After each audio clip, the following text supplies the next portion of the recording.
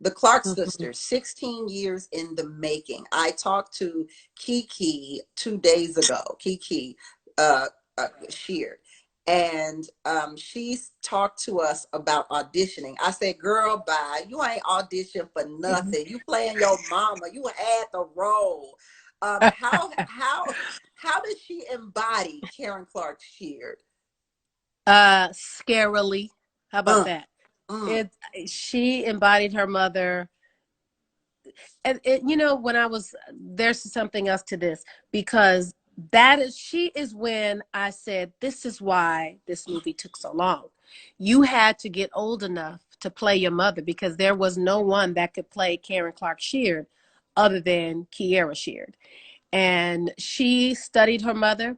She found out how dope her mother was, because there were things that was killing her to do that her mother did with ease. Ha, um and it just, it was a perfect combination. yeah. So do you think you said she studied her mother. Do you think, because fans of the Clark sisters know the Clark sisters, and they know their journey and how impactful they were in the gospel range, and in crossing over. I remember growing up in Houston. Every morning on Magic 102, Doc Kilgore in the morning would play the Clark sisters at a specific time every single morning. And like, I grew up to that. And so do you think she knew what that meant, or knew as much as the fans of the Clark sisters? Of course she knows her mother, but does she know the star that is Karen Clark Sheard and the Clark sisters? You know what she says continually now? She knew, but she didn't know Mm, until she got in this role. She started working and started really, trying to portray her mom, just even with the singing. The things that her mom could do vocally that she mhm. tried to do in this, it wasn't no joke. She said, Holly, I could never do the stuff that my mom did. She said, after we would come out of rehearsals, she'd have a headache, Mm. because it was just a lot to pull off. And then, of course, watching how the fans are reacting and responding to the story has shown her a lot about her mother. She said she has a newfound respect for her mom and her Well, aunts. yeah. How Vocal Viral Media says, how did you and Christine Swanson capture the lives of 6 women in 1 hour and 55 minutes? It's very difficult. I mean, there's so much that is on the cutting room floor, because we only had this amount of time to do this. I mean, I wish we could have done, a two-parter, or three-parter. It would have been, there's so much story to tell. So it was very difficult. But what I will say about Christine, she came to the table with a vision. And that vision was to hire singers and figure out the acting later. And boy, am I glad we followed her lead, because it just made sense to do it that way. Um, because this is a singing movie. This is a movie about singers, and a movie Right. about a gift. And had we had singers that we had to overdub, had we had actors that we had to overdub singing, that would have been a challenge. Now, you said this had been your pet project for 16 years. You've been trying to get this movie made. So take us from the beginning. When did the idea of a Clark Sisters movie come to you? It was more than 15 years ago. I went down to Memphis when, we have this thing every year called the convocation. Back in the day, it was called UNAC. And so I went to UNAC. Well, I went to UNAC, and all of the Clarks were there. And I was like, God, I just want them to trust me. I need them to let me do this story, and I will forever be in your debt. And I met them. I met Bishop Sheard, who is kind of the overseer and the executor of all of the Clark's, business. And I said, if you let me tell the story, I promise that I won't disappoint you. And they didn't know me from Adam. I hadn't made a movie at the time. I was really just starting, and I had, I think I just started working with Usher, so I hadn't really made any, you know, and any. groundbreaking deals in the industry. So Yeah. it was just them trusting the God in me and trusting their instinct, their Holy Ghost instinct, to say, all right, I trust her. And so I left there saying, I'm going to do it. What made them wait on you for 16 years? Because over the course of time, we became family. I started representing them theatrically, started representing Kiera and all of her music and everything that she's been doing. So we developed a bond, and they trusted me. They were like, listen, however long it takes, we trust you. Mm. The patience of Job. And his brothers. Yes. Now I understand, like I hear you when you say I met them and I asked them, hey, let me do your story. But I want to go even further back than that. Like, was it that you saw them that day and said, I want to do their story? Or was the Clark sisters story always a story in your heart? And why? I was always a fan. I was a fan of the Clark sisters, and I said, there is a story there. I felt like their story was like the Jackson Five or Dreamgirls or Sparkle. There was a special story there that I wanted to tell. So I sat on it for a while and didn't, of course, do anything because I really didn't know what to do. Mm. And then I made the decision, to do it. Before I went there, I connected with Camille Tucker and Sarah Finney Johnson, who are both writers, and Sarah is an executive producer, showrunner. And I was like, I want to tell this story. Can you all help me? And so they were the first believers. They were the first responders to this crazy idea that I had to create a movie about the Clark sisters. And if I'm, and so I got on the plane with my other partner, Ronnie Petrie. We flew down to Memphis, and then when I came back, got with the ladies, and they were there working on the draft. We got treatments going, and finally there was a script going, and and then we hit the road. And then I met Shakim, and Shakim was like, "Love this, let's do it." Shakim, is that Queen Latifah's partner, Shakim? That's her partner and manager. And see, with Queen, I knew to go to him because I knew he represented her, and I Mm-hmm. also knew that Queen played the Clark sisters' music every day on her set when she had that talk show. That was the music that she used to get. What? I was like, okay, I know who to go. I'm getting ready to get to her through somebody, because if I can get to that person, then I can go in with a piece of talent that would help market the film. And that's what I did. And as soon as Shakim heard that, he was like, oh, hold on. Because if I'm not mistaken, she's a fan. I said, I know she is. Call me back. Doc Tick says, thank you for making this happen, Dr. Holly. It's a dream. And let's see, KCS Lover says, do you think that the Clark sisters story had to be told for people to have a better understanding of their music? Oh, yeah.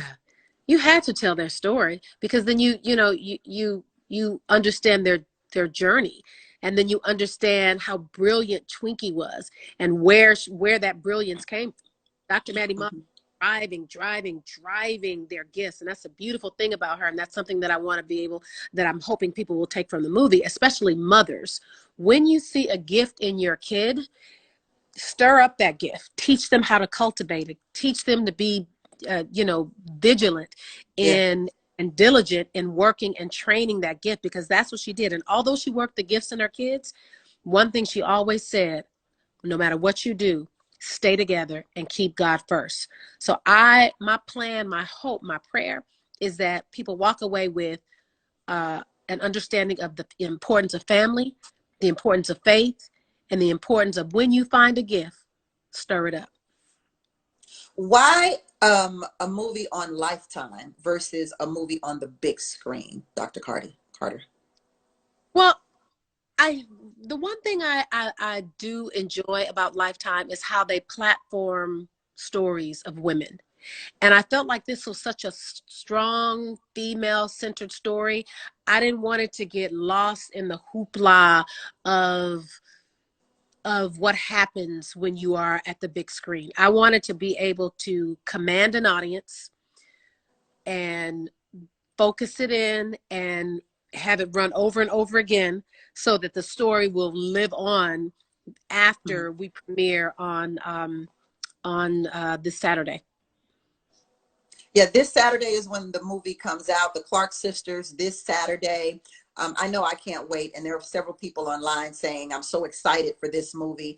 Let's see. By His Grace says, why do you think it took so long for the Clark sisters to be recognized to this level? So why did it take 16 years? The Clark sisters have always been a force in the music industry. You know, I think well, like I said this before I did a Billboard interview, and I said, timing is everything, but God's time, God does things in stages. And it was, like when I first did the gospel, people weren't doing gospel movies.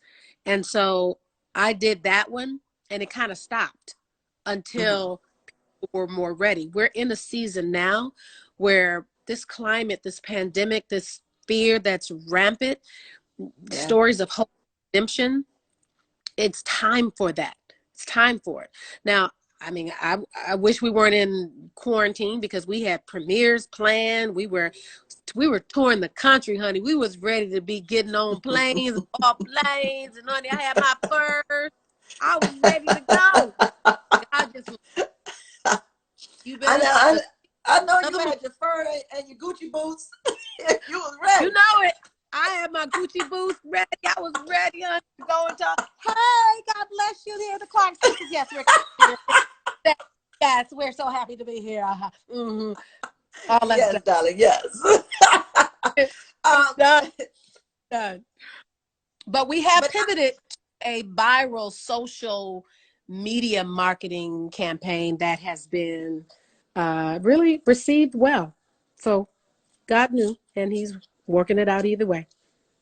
but I mean, honestly, I my question becomes to his question: do you think white folk who don't know the Clark sisters and industry folk who don't have any idea who that is or what they mean or what even gospel music means to an entire culture, do Right. you think that's one of the reasons that this movie could have never happened so quickly?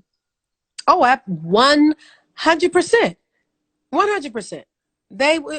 It would have been like, huh? The Clark what? Right. You brought what? Darkness or 100%. 100%. That's why I say timing is everything, because 5, even 6 years before now, it still wouldn't have been right. The timing just wasn't right. Timing right now is perfect. And the stage has been set. And my prayer is that in this very season that we are in, not just people become aware of the Clark sisters, but people also become aware of the message that Maddie Moss preached. And it was Uh, family. Right now, yes. we have been forced to reconnect with family, reassess, Yeah. rediscover, set. And in this very climate, God knows how to get certain messages. Now, I'm not saying God did this. Nobody's saying that. But we are saying in this time, there is a strong message that needs to be heeded. And it is Yeah. family first, your family, your health, and things that matter. We get so caught up in the hustle of success that we Yeah. can get those things that are important, those things that will last. The Bible says only what we do for Christ will last. So let's make Mm. this time count. Jazz Fan 49 says, could the success of this movie open the door for other movies of people in gospel? Kirk Franklin, Commission, The Whining. Oh my God, would we just not love a Whinings movie? Come on now. Yeah, Can you imagine listen, what? it's already in my head. It's already in my head. I know it's gonna do well. I know it's gonna do well.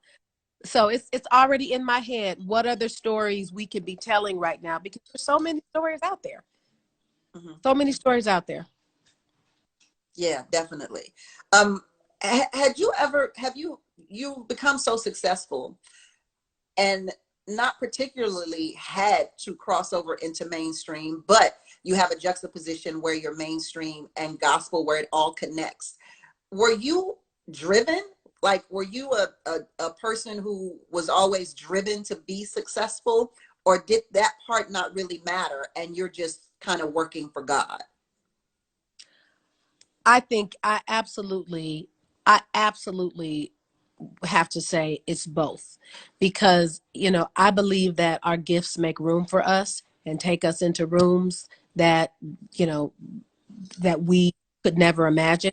And so for me, because of the family that I came from, it was always destined in my heart to become something that could inspire other people to become something. So I had to be success. And for me, I'm still not at the level of success that I want by any stretch, which means I'm still working, still climbing, still believing, and still aspiring to do more. Because as I get successful, then I have the opportunity and the platform to help Yeah. other people to do the same.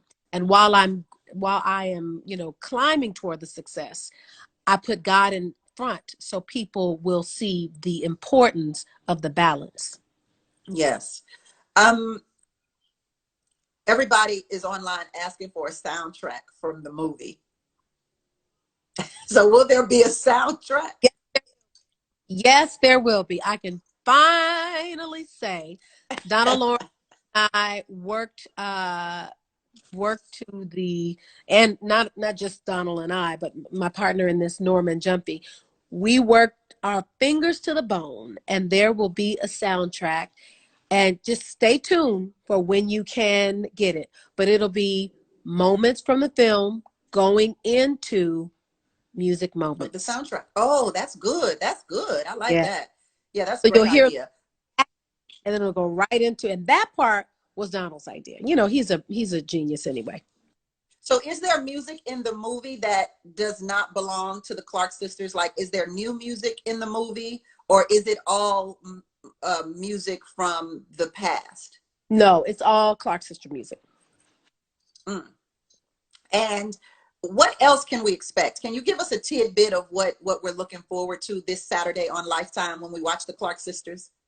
I think you can expect drama, which is what everybody needs.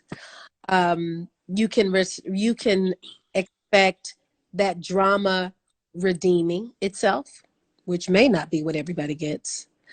You can expect to see things that you did not know about the Clark sisters.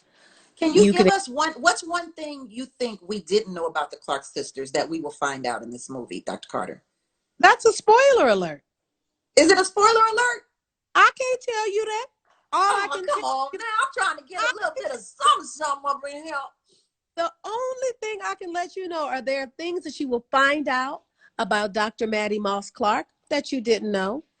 And there may be something in there about the Church of God in Christ that you may have always wanted to know, but didn't know that you will know. Were there things that happened that they didn't want in the movie? No, no, I couldn't do that. See, and that's why for me, when I told them they could trust me, Mm-hmm. I had to own my word. So they saw every script draft, they saw every cut. I wasn't playing that game. You weren't gonna get me. Now there Well, were no, things but I mean, there. I understand that, and I understand that answer, and we definitely needed that answer. But what I was saying is, are there things that when you guys were at the writing table, at the creative table, that you found out or that manifested that they decided, oh no, no, no, not that part. Yeah, I was gonna get to that.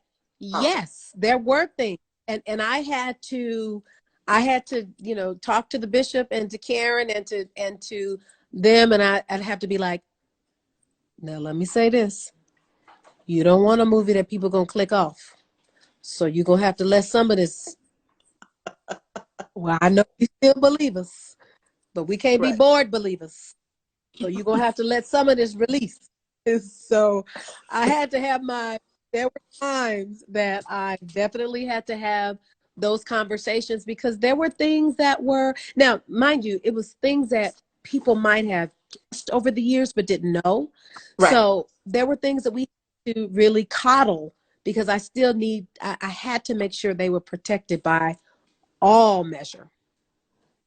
Yeah. Chantel Varner says, "Don't spoil the movie, Tammy." Um, That's what I'm saying. Don't tell us. Lord I know. Jesus. Look, I like a good trailer, Why? Dr. Carter. I like a good trailer. Oh. Um, let's see. Let me see. Let's see. Where is it airing? This is airing on Lifetime, and it's this Saturday. And look, everybody at home anyway, so we don't even have to DVR. All we have to do is watch it in real time. That's right. Yeah. Watching in real time. April 11th, 8 o'clock.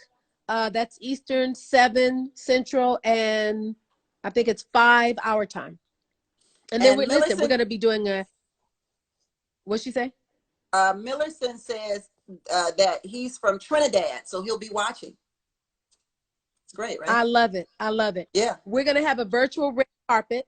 Devon Franklin's going to host a virtual red carpet at 4 o'clock. And Michelle Williams is going to host a virtual red carpet. Kirk Franklin is going to be doing a countdown. And Erica Campbell will be doing a countdown. So all that's happened on Saturday leading up to the movie. Oh, this is fantastic. So we're going to see all of this on Lifetime as well. Well, you'll see that socially. So Socially, the okay. So where can countdown. we go socially for the countdown and the red carpet?